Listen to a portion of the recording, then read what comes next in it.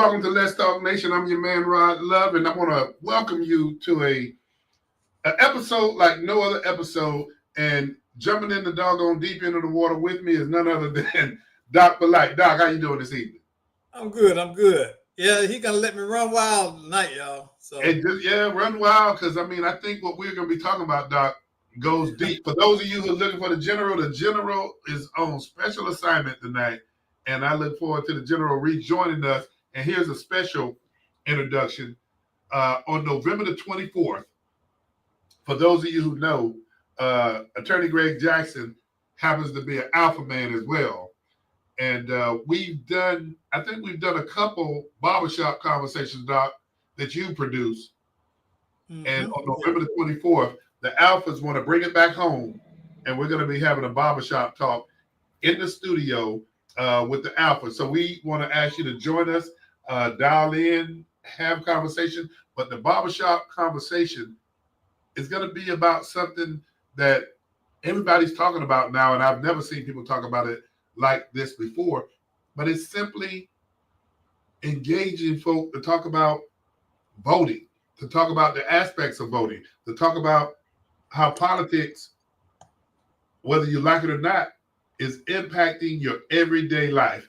And so, Doc, you produce two of these barbershop conversations. What do you think about, we're going to be doing it again November the 24th? We always talk about the fact that we make your IQ go up. Well, those brothers make your IQ go up as well. You're right. They're on it, well informed, and they take it serious. That they are reasonable voices in the community. Yeah. And are able to hold conversations and inform people as to what's going on and what they need to know and why they need to be involved. So that's always critical. See, it's black male leadership at its best. And Doc, you hit it right on the head. And it's something that I know the Kappas does it, the Omegas do it, and we're getting the honor and privilege to have the Alphas come into the studio. But one of the things that I'm seeing the fraternities do and the sororities do is the fact that they're not just having these conversations. They're getting out, they're beating the pavement, having a conversation, and they're putting forth the work. So, man, looking forward to that show with the Alphas. And we want to invite, sororities, fraternities, and we're not talking about limiting this ain't about white and black. This is about just right. So if you want to join us, you're welcome to. We look forward to having a fruitful conversation about direction, leadership, some of the things that you need to look for when you're researching a candidate. We just want you to join us so that we can have those conversations. Exactly. One of the things I always think about, Rod, and like I was telling you about, me and the lady had that conversation today. We are more interconnected and cross-connected than we believe. Doc, let people know what conversation you were having once again. I was in Lowe's this afternoon, and I'm always an amenable person. I love to talk. So, I was standing there talking to the lady. We got to talking about being neighborly. And she was lamenting that, her neighbor she could reach out and touch her neighbor's door, but she didn't know her neighbors. She didn't know her. And she said, I can remember when you knew your neighbors, and a neighborhood was about the people there. And, but Doc, you were telling me about the casual conversation you were having, and I know, on the go and you're meeting somebody out like that, sometimes it's difficult to get down to the nuts and bolts. But the thing that I asked you about was it because her neighborhood has turned more transient, that you got people coming in and out? No, because again, I instantly met her. We had chemistry and everything, and it was natural conversation. She was very amenable as I was, and so I didn't see her being a person who was unfriendly. Gotcha. In that sense. And sometimes, it's like this. You can want to be neighborly, but the other person has to reciprocate that. What do you do when your neighbor doesn't want to be neighborly? Doc, what's that verse? And I don't mind taking you. And I'm not. It's not like I'm a teacher of the Bible, but isn't it a Bible verse to talk about? In order to first show yourself to be a friend, you got to be friendly. Be friendly. Yeah. Yeah. And that's the thing. You can attract people in how they see you move, but at the same time, some people are so guarded and so resistant to that no matter how you are, it doesn't penetrate them. It's more about what they're struggling with often internally than anything else. Some people are just suspicious, and where does that come from? That comes from learned life experience, mistrust, and you don't know their backstory. You ever tried to have a conversation and the person was like, yeah, okay, not giving it back to you. Right. Yeah. It's just like they have a closed door and they're only giving you as much as they possibly can to engage in that, and you don't know, am I offending the person? Does the person lack communication problems? Is it, are they dealing with something? And you never know. So, Doc, let me ask you this question. And I'm glad you brought that up. And I'm gonna go ahead and also reframe it, because you were leaving Lowe's, you met this woman, and y'all got into a conversation, and she started talking about she doesn't know her neighbors like she used to know her neighbors. Right. Not for me. Right. So, Doc, how does that translate into communities not necessarily having all of the assets that they used to have to make them safer communities, more productive communities? And Doc, just point and take. The key thing is it isolates your voice. Okay, one person going to complain is less effective than us understanding as a group our power, collectively understanding what the issues are in our community and what needs to be addressed. How do we triage? How do we decide what's the priority for our community? And that's one of the things that has plagued so many communities. Case in point, see, me and Rod have serious conversation. District 5, it is in shambles. One of the reasons that's in shambles, when you have 4% of 55,000 people that live there, 20,000 registered voters, and only 3,000 come out and vote. And Doc, I hear you, because I don't want to diminish. Because you got But basically, what you're pointing out is you have a population of 55,000 plus individuals that live in that district. And they live there. They're not neighbors. That was the point I wanted to make, because neighbors have a shared concern. Okay, neighbors want their neighborhood to be a community. See, community.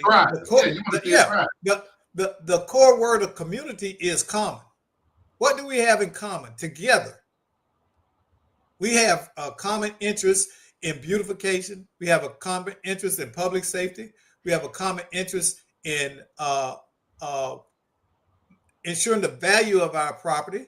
We have a common interest in educating our kids there. So all the things that you're pointing out, Doc, when you see those common factors, what else do you see as a result of that based on property in those communities? You see them rise. Well, you see the rise. Okay. I can remember, I think I've told y'all this before. We used to go to Saturday school. Saturday school used to be big in the Black community here in Orlando. It really was. And it was a sense of, we're going to educate our kids. So we're going to have, you will go to Jones High on a Saturday, Rod, and literally see hundreds of kids out for Saturday school. So Doc, that was a priority. That was a priority back then. Right. And Saturday school went from 9 to 2 o'clock. The teachers were volunteering their time. They weren't getting paid for that. The parents were volunteering their time. They weren't getting paid for that. Because they wanted to see that. Who benefited? The community benefited. Because why? Because they graduated more kids. They increase kids that went off to college, that were prepared for college, kids that were better prepared for life, in becoming productive citizens. See, the whole thing to me about community is about making productive people. It doesn't have to be my kid.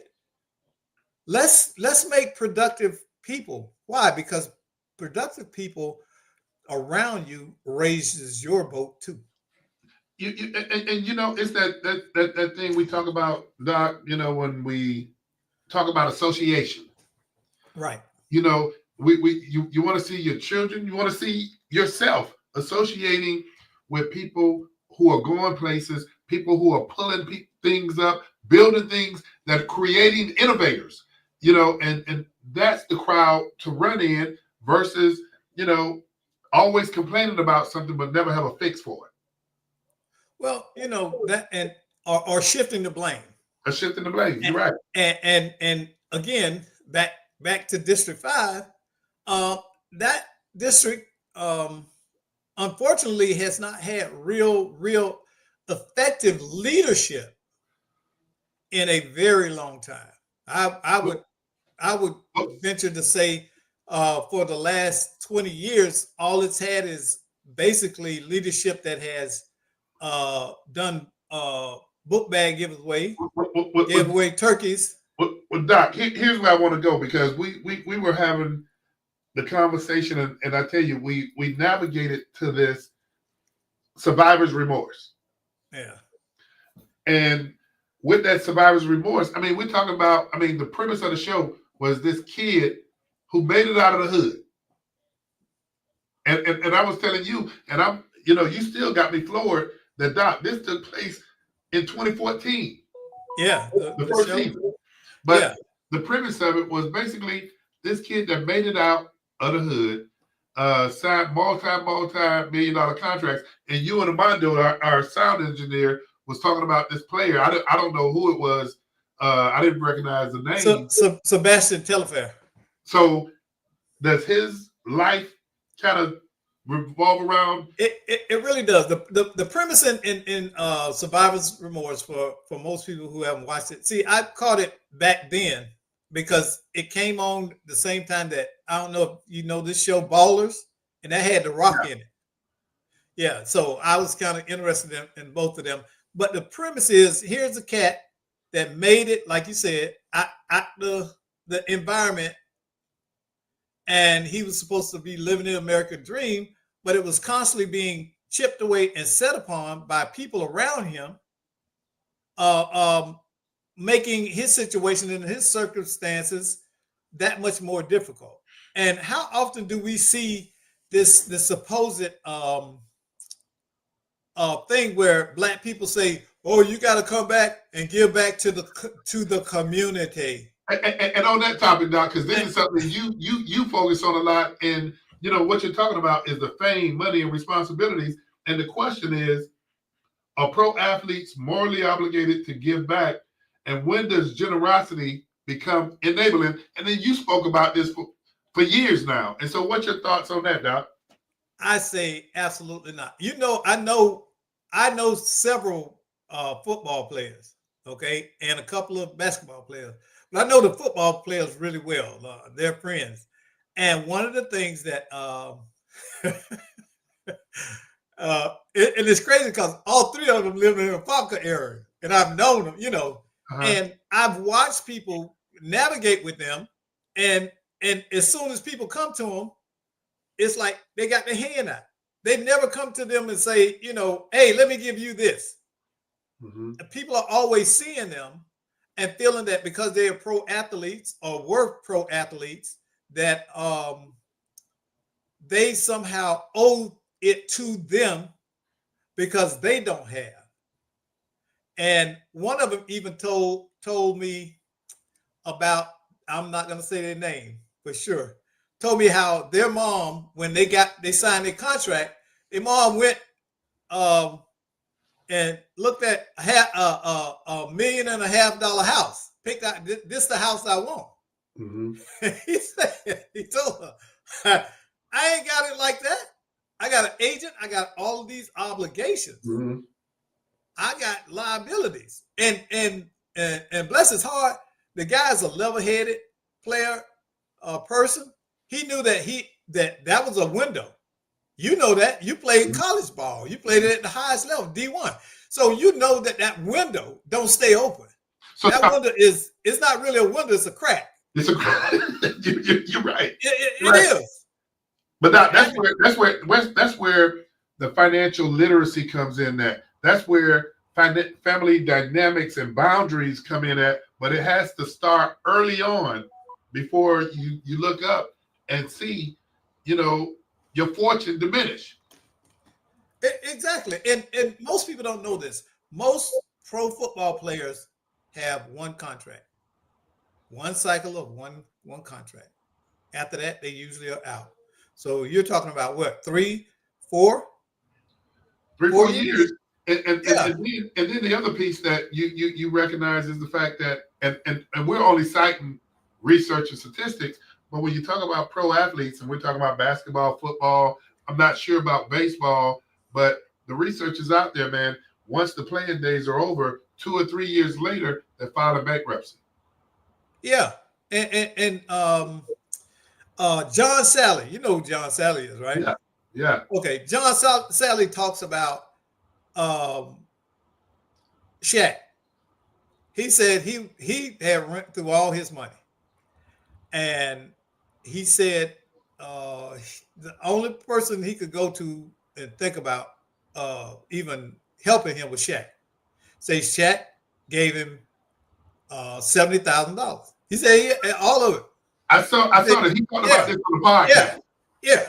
And that financed him to make his comeback. And he went into acting and broadcasting and things like that. And then years later, when he turned around to repay Shaq, pay him, Shaq said, yeah.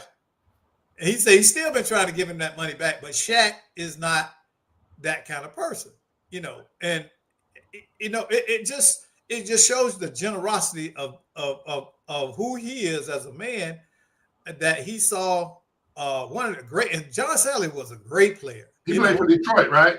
Yeah. He was part of the Bad Boys. Yeah. So, when Shaq was coming in, it was the tail end of Sally's career. And oftentimes what happens is, think about it, you come from a environment where financial literacy is not even a conversation you have with anybody. All of a sudden, you have the opportunity to go into a store, Rod, and buy stuff and not really be cognizant of what you're spending. You're right. So it comes and goes fast. But Doc, how are you going to start with telling that story about Shaq and Sally, and you don't finish it by go ahead and making sure that the audience understand that Shaquille O'Neal was telling his story about when he was in the league and how he would go to investment meetings with his agents, and they'll shake his hand and say it's a pleasure, and it's a pleasure to meet you, Shaq. But then during the business meeting, they would make eye contact with Shaq's agent. Yeah. Instead of Shaq. And so Shaq and Shaq said, it's my money. Yeah. It's like they thought he was stupid. Yeah, but what Shaq did was he mentioned, I don't remember the guy's name, but it was a guy, and he talks about it. He said it was a Jewish guy that told him the best way to navigate business is to learn about it, number one, and number two, look at joint ventures. So what Shaq did was, he enrolled in college to get his, I think it was his master's in business, and the college said, well, we can't just enroll you in one class to make it convenient for you. We need about 10 people in that class. So Shaq turns around and he talks about it on his podcast. He turns around and says, so I need 10 other people for you to teach me business. And so Shaq subsequently got his friends, his cousins. He got 10 people that was closest to him, and all of them took the business class together and passed. And see, that's shared experience. That's like today. This is we teaching now, Rod. Today, now I've been in the business world a long time as you have, and you know I'm doing a new venture. The first thing I said, let me send this to my boy as another set of eyes to see what I don't see because I'm close to this. See, it's an emotional aspect to it. So I said, let me send this to Rod and get Rod uh, viewpoint because Rod is not emotionally invested in this. I need another set of eyes. See, it didn't threaten me to share and say, Rod, I did this, but I'm not sure.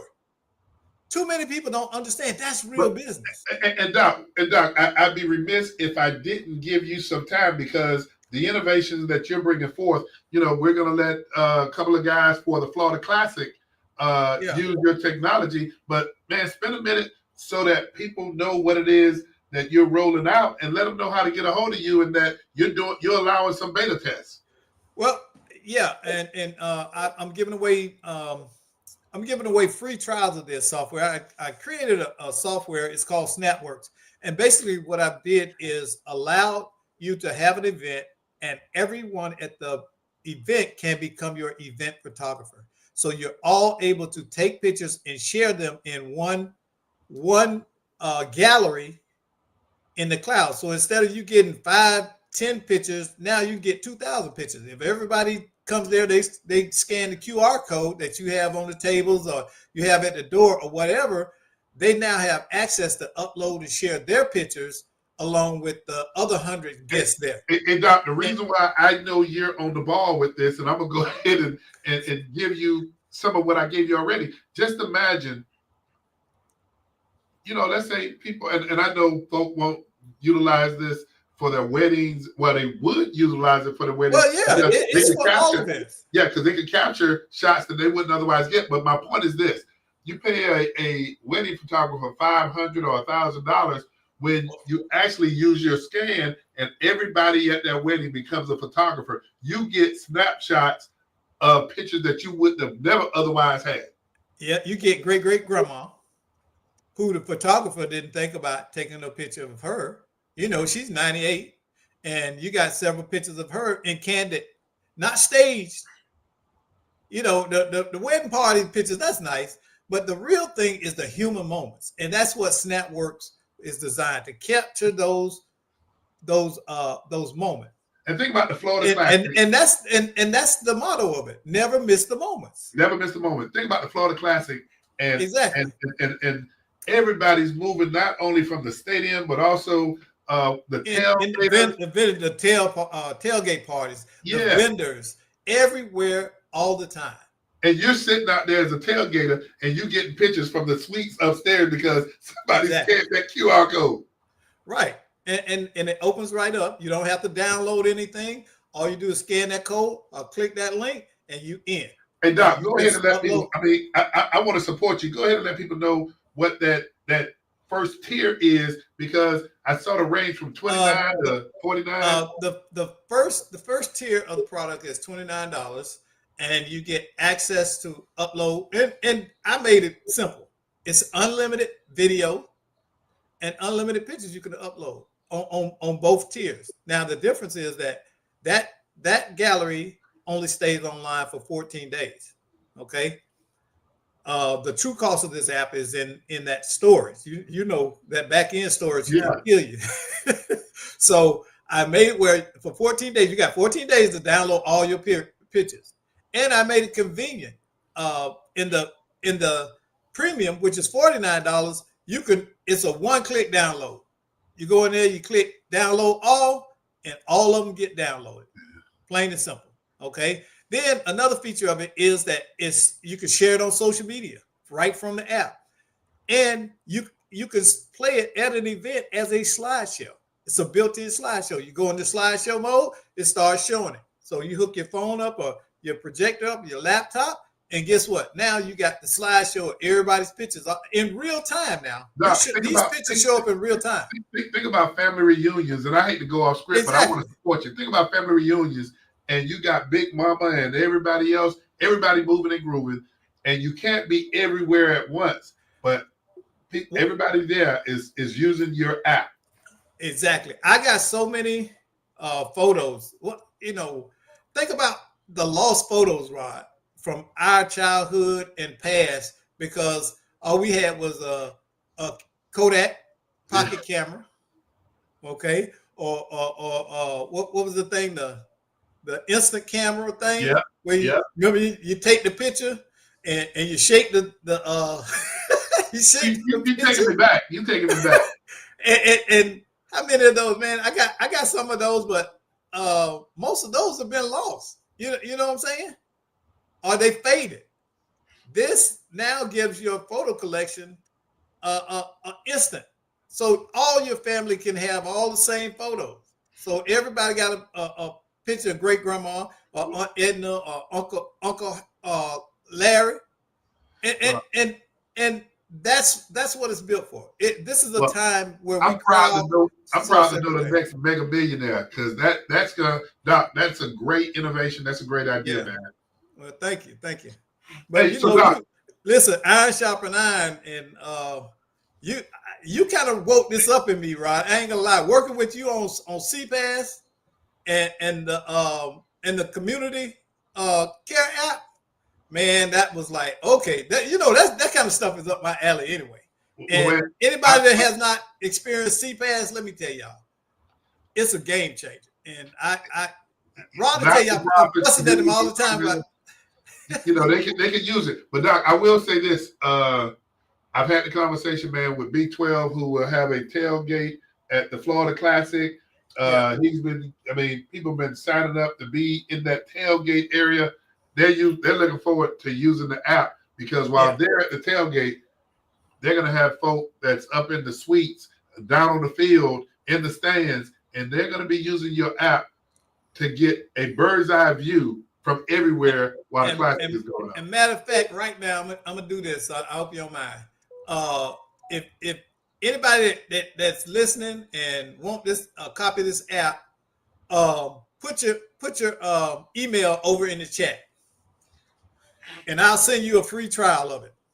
All you got to do is better than that. All you got to do is get in there and fill out the form, and it'll instantly email to you. Instantly email to your email. You get your QR code. Who say you don't get great deals on Let's Talk Nation, man? You get all kind of deals. You get. Hey, we always innovating. Hey, what's up, Sister Cheryl Walker? What's going on? Cheryl? Hey, man, you talk about Miss Cheryl. I know she's gonna be somewhere in the Florida Classic, so make sure she get a free application, Doc. Yeah, she always out there bringing sexy back. I have to tease her. Hey, she's an ambassador. She's a cigar ambassador, by the way. Oh yeah, she is, and a great person. I just love that sister. She is so regal and elegant. I've always been enamored with I don't mean this in an offensive way, but with chocolate women, dark-skinned women. And it came from me when I was a boy. I just remember Black women walking around with dashikis on and afros and them boots and the mini skirts, and I fell in love with that image of Black women. And I that's always been my thing, So you don't disclose you like chocolate, huh? Oh yeah, I love dark-skinned women. So you got Cheryl here going like this right now. She know I done told her. I don't mean she know. I love her as a sister, not in a other way. Yeah. I'm just saying that for the listeners, because some people in our community don't believe that men and women can actually be platonic friends without no motives. And see, I don't have a problem with that. I'm friends with her and Teslin, and I tell people, I'm not bragging. I've been around beautiful women my whole life. So being around and near beautiful women is not some dudes, they don't know how to behave. I'm Well, I'm we just know you making know that how to point. behave, Doc. Hey, Doc, here's where I want to push the envelope, man. This is the conversation you and I had. And again, this goes back to, man, that Survivor's Remorse series, man. It had a lot of wise nuggets in it. And one of the Yeah, it ones, does. but one of the It, ones that I captured, man, that I've massaged it so that I can use it. And Doc, this is the conversation you and I had. And for those of you who are watching the show, we welcome you to call in and give us your nuggets as well. But one of the things, Doc, you and I talked about that came out of this show, and this is the episode where the NBA player went to prison to see his dad because he was conflicted with the fact that everything in his life was going right. Personally, he felt good, but he also felt there was something that he was missing. And what he said to his dad, he was missing something. He just couldn't put his arms around it. And his dad said to him this: in this world, you got big bad. And now grasp this, Doc, big bad. And when you're talking about big bad can mean anything that you want it to mean. You can talk about big bad is poverty. You can talk about big bad is gun violence. Big bad is child trafficking. Big bad are all these things that we don't want to see. But he also said, in comparison to the big bad, there's that small good that people do. But he said to his son, to compete with the big bad, and you're doing small good, you got to dig deep in yourself to pull out that greater good to even begin to combat big bad. So, Doc, with that analogy, man, what's your thought process with that? Because he's right, we got big bad, and we're not going to discount the small good that takes place. But boy, you got to dig deep when you want to get that greater good. you know, I and things when it comes to morality and judgment, you know where I like to go. I like to go to the ultimate book, the Bible, and in Jeremiah 17:9 and Romans, it talks about the condition of the heart, and I think the big bad and the little good are conditions of the heart, Rod. You know, we have those things, and we can see the bad. Uh, we know it's wrong, but we think that just doing a little good will counteract that. When in fact the bad intends on being bad. It's not misunderstood or mistake or unintentional. But yet and still, how many of us shrink away from holding accountability for the big bad? Yeah, yeah. We don't we would rather go do our little good than to stop the big bad. Why is that? Doc, why is that? Is that because it's easier to do the little good versus digging deep to do that great? I mean, what do you think that is? Um, the number one motivation to me is fear of that fear of being ostracized, that fear of uh, being victimized, that fear of failing will hold us back from doing the right thing. Fear of failure. I don't want to get Look how often people stand there and witness a crime, and they turn the other way. Matter of fact, this is an excellent illustration. I read in online this story. The lady says she came out she says, I lost all respect for my boyfriend, and he was completely emasculated in front of me. She said they walked out of a club, and this young lady was standing outside on the corner down from them. Her and her boyfriend was standing there, and this drunk guy comes out and starts accosting the lady and, being profane and everything. And she said she felt very uncomfortable, so she went over and stood with the young lady. Her boyfriend stayed there looking at his phone and stuff. And the guy got persistent. She kept trying to, tell the guy, go on, leave her alone, leave us alone. And she said her boyfriend just stood there and let this guy do all this stuff. and the guy actually reached and tried to grab the other young lady, and she shoved him off him. Now they're standing there arguing. Boyfriend ain't moved over there yet to protect her. And he told her, well, you don't get involved because you don't know what people are capable of. And so she said, they started arguing there, and the young lady's Uber pulled up. And the drunk guy decides, well, I'll just get in the Uber with her. So now the lady who intervened, she's fighting with this guy and trying to protect the lady, and he's shoving and pushing her. Her boyfriend still didn't get involved. Man, Doc, I think, man, it comes from that place where, we had these conversations about, that integrity piece is not what you do when everybody's watching. It's when nobody's watching. Exactly. And I don't know, man, it's something that you teach. Quite frankly, man, I'm going to say, you teach this kind of stuff. It's not something that I don't believe you just leave it for somebody to absorb it through osmosis. No. But a good portion of what we're learning and teaching in society, Rod, is that my choice of life and life choices should be borne under the weight of other people as well.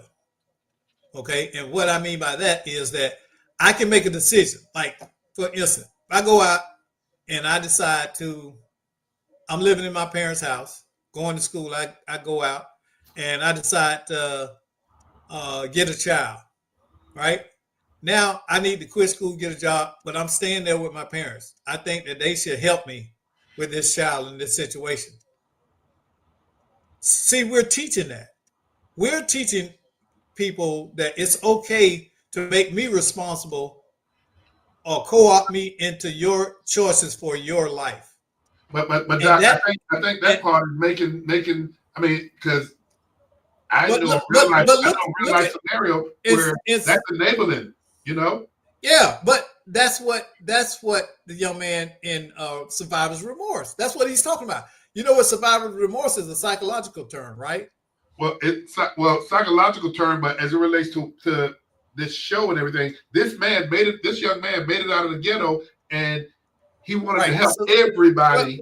But that's what it is. Survivor's remorse is a condition in which you become burdened with this idea that you somehow left people behind because you overcame circumstances and they're still in those circumstances. Yeah. And you have an obligation or some type of duty to rescue them or help them. I can't agree with that because everything, your lived experience is a result of what? Choices. We all make choices every day. People love to say, you judging me. No, I'm looking at your choices. I'm not judging you. But the other side of that is, and this is what I firmly believe, the other side of it is, I think you enable people if you're just giving them a fish. People have taken it to a whole nother level because we used to say, you teach a man how to fish so that he can feed himself and his family versus depending on you to give a fish. Now the mentality is, hey, look, what you do now is you go ahead and show a person how to buy that lake. So now they're not only fishing to feed themselves, but they have a lake stocked so that they can feed their generations to come. But listen, the whole thing is, I use this analogy. I can come by, Rod, and your house on fire, right? You're on the second story. And you up there screaming, help, help, help, help. I say, okay, this is my friend. I'm going to run up there, and I'm going to get him out and get him safe. I run in there, past the flame, I grab Rod, I get you down on the ground. You jump up when you get down there, you take a sip of water, say, oh, Lord, I left my money in there. I left my dog in there, and you run back in the house. And then you get back in there and you say, help, help, help. Now, am I obligated to go put myself in danger again? Not at all. Not at all. But see, you know what? That's a good analogy. But the one I got that I think people think you should. Listen, I got you safe You made a conscious choice to run back in there. Doc, there's a Okay? reason why when you're flying on a plane and you're accompanying somebody, there's a reason why they say to you, put your Put headset your on mask first. on. Yeah, Put your mask because on first. if you pass out from the cabin Decompression. decompressurizing, and then you pass out, but you could have helped the person by you helping yourself first, then it all ends there. But some people, Rod, many people believe that you are obligated to help them, often to the detriment of yourself.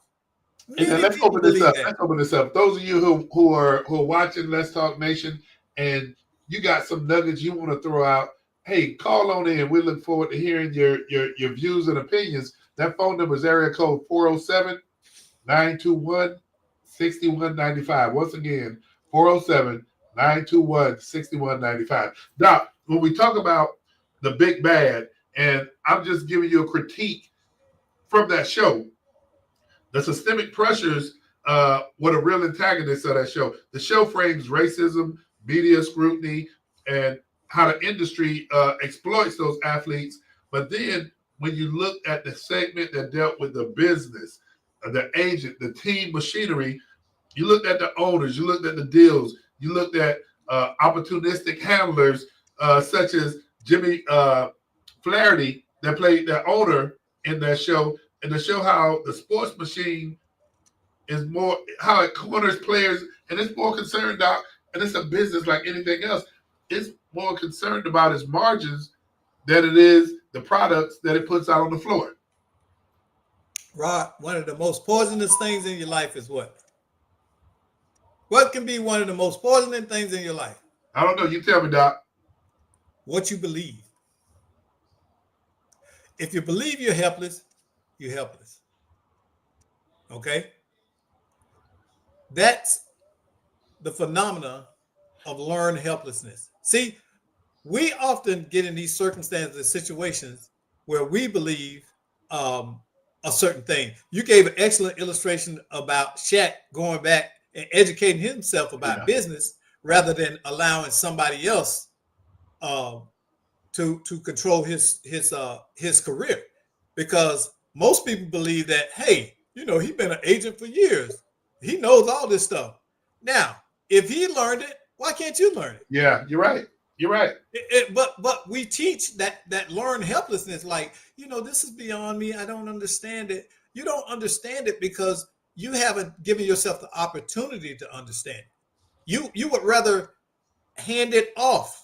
It's just like I give you a classic illustration. Church people will go to the pastor and say, "Pastor, pray for me. I'm going through such at my job. I don't know what I'm going to do." Now, a wise, astute pastor is going to say, "Well, have you prayed?" And they go, "Well, you know God personally, and you talk to him more than me." No, that's not what God wants. No, Ron, I'm telling you, it's people that believe that. Hey, They believe that the I don't power. disagree. I don't disagree. I'm chuckling, Doc, because I often tell people who say, I've been praying, but after they continue to say that, my response to them is, after you finish praying, are you getting off of your knees and going to put in the work? Yeah, exactly. But see, they that's microwave Jesus. They love microwave Jesus. Hey, quick and fast and in a hurry. Yep. Hit a button, boom, pop out. Jesus gave it to me. But that's not the essence of faith. The essence of faith is to teach you how to overcome, trust in God, and believe beyond what you know, understand, and experience. See, the faith is about tomorrow. Faith ain't about today. It's about keeping you grounded in tomorrow. When you face that challenge, how do you move?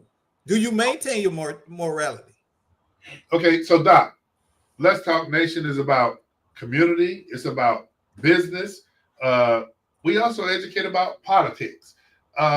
With all of that being said, Doc, and just the context of the conversation that we're talking about now, where we're talking about the big bad and the small good, just today, there was breaking news that the faith community, and I like to say, you know, I know it's not confined to Tallahassee, but one of the pastors that we're very familiar with, because we've read his name in the headlines across the state before, is Pastor R.B. Holmes out of Tallahassee.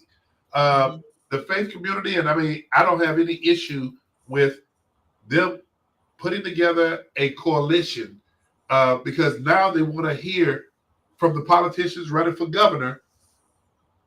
What are they going to do, or what are their proposals that's going to impact the population that those faith communities are directly impacting? I like what I read today with the fact that they're putting together a coalition. The only issue that I have is that coalition going to be open-minded? And I repeat that again. Is that coalition going to be open-minded and not so much focused on party affiliation as they are what those individuals are talking about bringing to the table to help their constituents, or not so much help, provide the tools for them to help themselves? You know, there are two types of people, pretenders and contenders. Pretenders are going to come and tell you what ought to get done. Contenders are going to show up with a plan of execution and be able to measure and expected results. They're going to know this is what we do, this is what we're going to get. Pretenders are going to say, here's what we hope. And if you throw enough money at it, we might get close to it. See, when I met you, I could tell you were a contender. Why? Because you had executable plans in place. You had an understanding of your effort was going to produce results. You could measure them, and you could what? Duplicate them. You can scale. See, that's what that's what successful people understand. They put together a plan of execution, and they can consistently execute that over and over and over again. That's how you create that momentum and build on success, because you constantly are executing the plan. You know that it's same principle with football, same principle with basketball. You execute, point of execution, constantly. But when I see many of the entities in our community, they come with the complaints, but they have no plans. And they want you to solve the problem that they've been dealing with for 20 years. If you haven't solved the problem in 20 years, why are you trying to get me to solve it in 1 year? And that's the one thing we got to work on, Doc. We got to work on folk. Yeah, identify what those problems are. And even if you don't have the solutions by yourself, here's something that I've said, Doc, with you in the room and other players that we bring to the table when we're trying to figure out how do we come up with solutions. And I say it all the time. Not one of us in the room is smarter than all of us put together. And that's why we come together, to have that synergy, to come up with solutions, to problem solve. And I mean, you hit it right on the head. But Doc, where do we go from here when you look at, and I'm going to say this, when you ask a individual, what is your priorities? And they tell you what their priorities are. The next thing I ask them is, tell you what, you told me these are your priorities. Just like this coalition, I'd be real interested in knowing what the coalition priorities are. But just like anything else, whether it's a local municipality, whether it's our individual elected officials, don't tell me what you value and what your priorities are.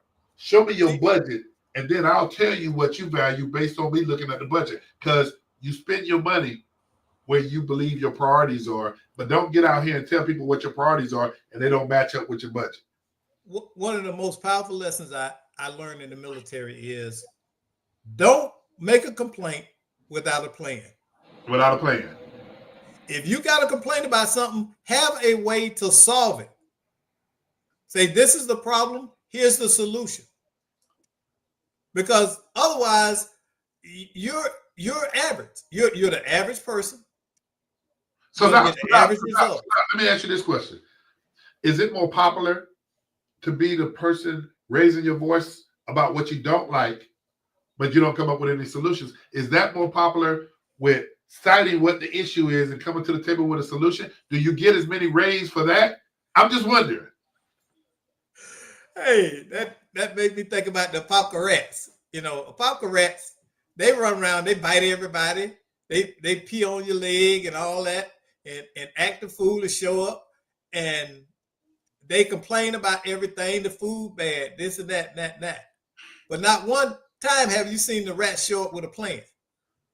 They've never shown up with anything that they have executed that has allowed them to show that they are leaders. Loud ain't leading. Being loud ain't leading.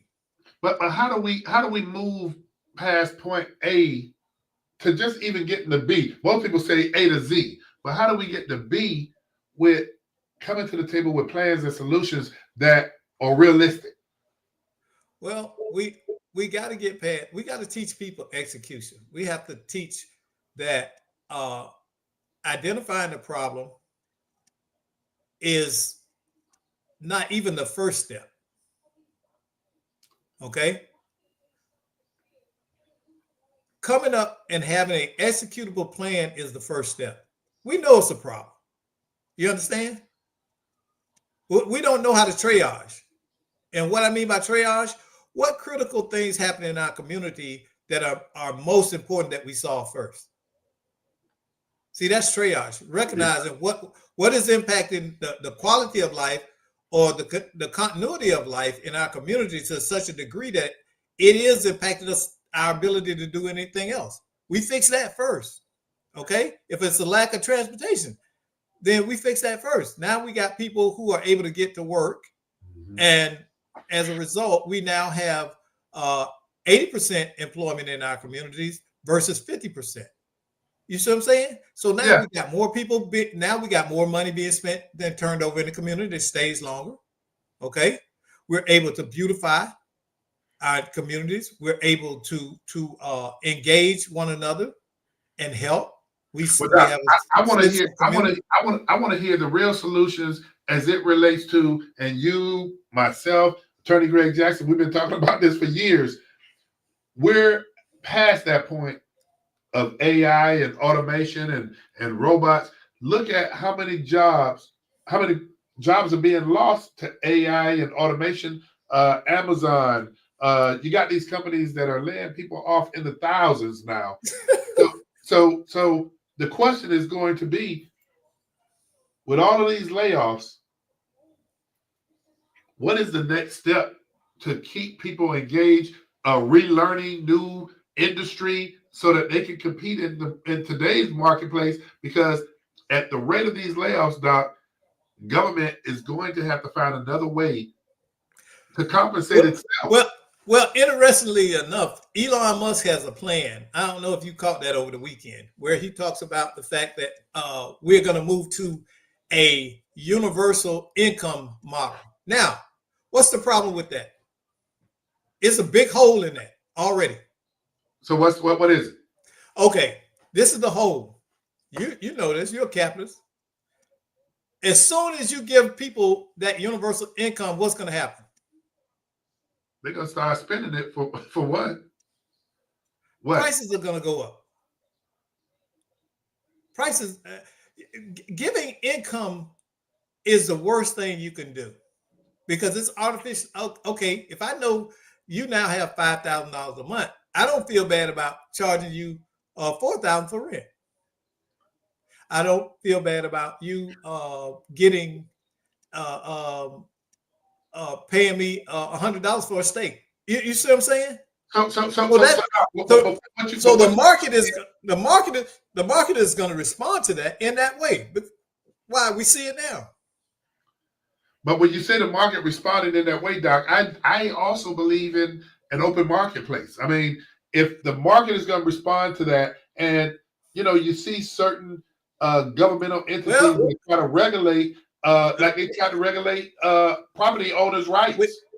We don't have true open market, and the hybrid that we run is so terrible, it's laughable. You know that. You know we don't have a true open market, and why? Because government regulates. I remember a time when government used to talk about slowing the growth of government, looking at privatization and what it could do to utilize so that taxpayers wasn't carrying the brunt of it. You don't hear those kind of conversations anymore. You know, the last time we had a true open market, When was it that? was before 1980. It was feast or famine. You know what feast or famine is? You swim or you sink. Yeah. Government didn't come.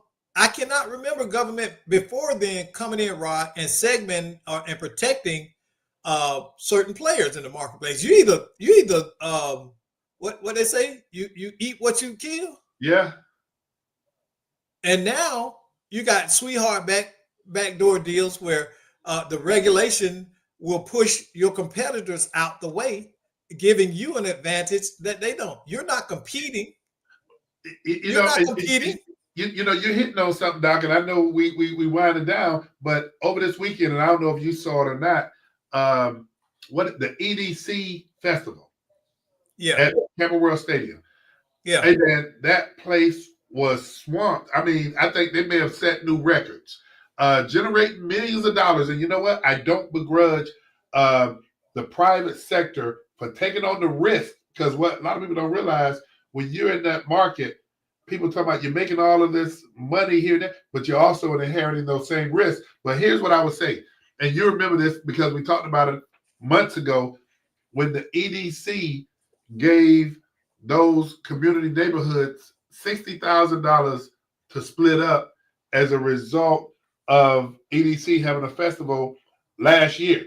Well, multi-million dollars that it makes, but it gave $60,000 to be split up by 7 or 8 neighborhoods, which the amount of money each neighborhood got varied. Some got 3,000, some got 4,000. Doc, I think those are the issues that true leadership is needed on, because $60,000 from an event that impacts those neighborhoods dramatically, but everybody's fighting over $3,000 and $4,000 when they should have been fighting to get $1 million split up in those neighborhoods. Well, again, it goes back to, and that's District 5. Man, but I'm a latest turd in the yard. We doing big because I get that. But Rod, it goes back to effective leadership. Okay, if you don't have a leader that knows how to lead and what to ask for, you will get crumbs. Well, you know, I will say this. I will say this. I mean, and we're talking about. Yeah, we're talking about the city, but that seat only has one vote. I think you have to have the compulsion so that everybody understands. You're talking about a vote, but there's other ways of getting things done. You're right, but the big picture, Doc, is they getting $60,000 from an event that dramatically impacts those neighborhoods, when the conversation should be about how much more money they really should be drawing down. And I mean, Doc, I hate to say it and use this terminology, but they're fighting each other for a couple of dollars. And that's where we come together as a coalition. We go to those folks and say, hey, look, that's not going to cut it. We're stuck with the aftermath of this event every year. How about you step up and you continuously fund initiatives in our community the whole year that's going to not only benefit us, but benefit you when you show up here next year. So we have nicer amenity. We've got more things in place that will enhance your event as well as our community. See, you got to paint a picture for them. But if you don't know how to paint, if all you can do is finger paint and put boogers on the paper, I'm gonna treat you like that. Not the thinking, and I don't disagree. The thinking needs to be expansive. The thinking needs to be, okay, those community neighborhoods, yeah, we're going to provide funding that's going to impact the beautification and how much wear and tear we put on those communities during the festival. But I think there also needs to be another pot of money, Doc, that also impact those small businesses in that vicinity too, that are impacted by that EDC. I mean, I'm gonna give you this last example. The Apopka Amphitheater, the concert, the music festival that's put on every year by the Heart and Soul Music Festival. Man, Why isn't Apopka getting any of the TDT how funding powerful to put on that festival that draws almost how 5,000 powerful people? would it be, Rod, if these same neighborhood boards, and I know people on those boards over there, they went there and said, okay, African American community, we have a vast history of art performance. Let's talk to EDC about creating an amphitheater area, and they help sponsor that amphitheater year round, where we can bring in African American and not just African American, but smaller crowds. We could do country music, okay? We could do jazz. We could do black box theater in that amphitheater, and they now have a community tie year round. It's not going to cost them that much, and that will be a revenue generator. And you're absolutely you gotta have vision and be forward thinking to think that way. You're absolutely correct, and Doc, you always do it to me, and I let you do it. But you're on the money. But I think the vision, the leadership, all of that stuff has to come together. For those of you who tuned in to Let's Talk Nation, we appreciate you joining us. We look forward to you joining us next week when we have the Alphas in the studio, and the Alphas in conjunction with the General, who happens to be an Alpha as well. We're going to be having a conversation about information that you need to know regarding voting, regarding how do you research your candidates and things of that nature. Join us next week on Let's Talk Nation. We look forward to having you. And let me give a shout out to my app one more time. It's Snapworks. That's SNAPWORXX.com. Snapworks. Hey, and Doc is offered for those of you who contact and put your information or even send your information to Let's Talk Nation's Facebook page to let you go ahead and beta test. I'll give you a free trial. Hey, we'll see y'all next week on Let's Talk Nation. We appreciate having you. Doc, I'll see you later, brother. All right.